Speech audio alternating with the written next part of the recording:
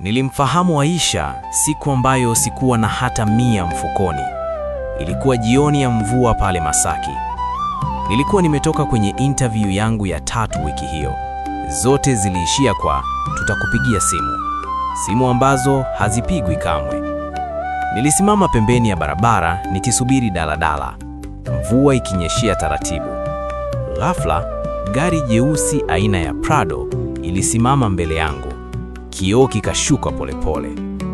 "Samahani, unaweza kunisaidia?" Sauti ya kike iliniita. Nilisogea. Ndani yake alikaa mwanamke ambaye kwa haraka ungejua amezoea maisha mazuri. Si kwa makeup nyingi, bali kwa namna alivyokaa, kujiamini, utulivu, heshima. "Gari limegoma kuwaka. Nadhani betri," alisema. Nilifungua bonnet, nikakagua. Tatizo halikuwa kubwa. Nilimsaidia kuunganisha waya wa dharura kutoka kwa dereva mwingine aliyesimama. Baada ya dakika chache, gari likawaka. Alinitazama kwa tabasamu. "Umeniokoa. Unafanya kazi wapi?" Nilicheka kidogo kwa aibu. "Kwa sasa natafuta." Aliniangalia kwa sekunde chache, kana kwamba anapima kitu machoni mwangu. "Una leseni?" "Ndiyo." "Kesho njoo ofisini kwangu.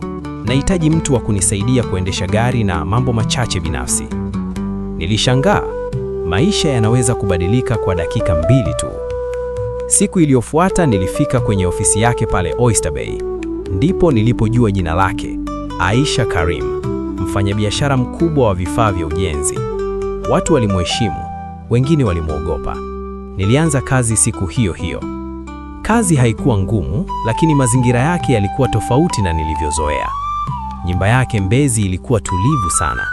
Hakukuwa na watoto, hakukuwa na ndugu wa kuja ondoka. Ni yeye tu na ukimya. Wiki ya kwanza niliheshimu mipaka yake. Nilifanya kazi yangu kimya kimya. Lakini kadri siku zilivyopita, nilianza kuona upande mwingine wake. Usiku mmoja aliniita nimpeleke dinner meeting hotelini. Tulifika, akaniambia nimsubiri. Saa 1 ikapita. Saa 2. Nilipokuwa karibu kuanza kuvaza vibaya, nilimuona akitoka.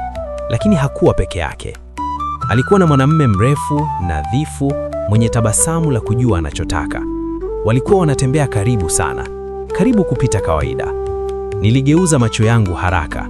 Sikuwa na haki ya kuhukumu. Lakini alipokaa nyuma ya gari, hewa ndani ikabadilika, kimya kizito. "Umechoka?" niliuliza kwa tahadhari. "Hapana," alijibu kwa mkato. Tulipofika nyumbani, alishuka kisha akarudi dirishani. "Kesho njoo mapema. Kuna jambo nataka tuongee." Sauti yake haikuwa ya kawaida. Kesho yake nilifika saa 1 kamili asubuhi. Alikuwa amevaa nguo za kawaida, si za kazi. Alinionyesha niketi selebuni. "Unajua yule mwanamume wa jana ni nani?" aliniuliza ghafla. Nilitikisa kichwa. "Ni mume wangu wa zamani." Nilishtuka kidogo lakini sikusema. "Tumeachana miaka 2 iliyopita, lakini bado hajanisahau wala kuniacha." "Kwa nini?" niliuliza. Aliniangalia moja kwa moja machoni. "Kwa sababu ana kitu changu na mimi nina kitu chake." Nilihisi hadithi hii haikuwa rahisi. Biashara tuliyokuwa nayo ilivujika vibaya. Fedha zilipotea. Watu walimlaumu yeye, lakini ukweli ni mgumu. "Ukweli upi?" Alisimama, akaenda dirishani. "Wakati mwingine kulinda heshima ya familia ni ghali kuliko pesa." Nilimwangalia. Kwa mara ya kwanza sikuona boss, niliona mwanamke aliyebeba mzigo. Siku zilizopita ukaribu wetu ukaongezeka. Alianza kuniuliza maoni yangu, akanisimulia maisha yake ya zamani. Mimi nikawa msikilizaji wake wa karibu, lakini moyo wangu ukaanza kufanya mambo yake. Nilijikuta namwangalia zaidi ya inavyopasa, nikihisi wivu bila sababu, nikitamani tabasamu lake liwe kwa ajili yangu tu. Nilijikemea mara nyingi, huyu ni boss wako. Lakini kuna siku mipaka inaanza kuyeyuka polepole. Jumamosi jioni, umeme ulikatika ghafla. Tulikuwa wawili tu nyumbani. Akaenda jikoni kuwasha mishumaa. Nikaenda kumsaidia. Tulipokutana karibu, mikono yetu iligusa. Alinyamaza. Nami nikanyamaza. Moyo wangu ulipiga haraka kuliko kawaida. "Asante kwa kuwa hapa," alisema kwa sauti ya chini. "Ni kazi yangu," nilijibu. Alitikisa kichwa. Hapana, si kazi tu. Nilihisi dunia imesimama sekunde chache. Lakini ghafla simu yake ikaita.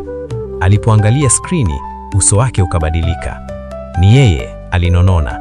Nani?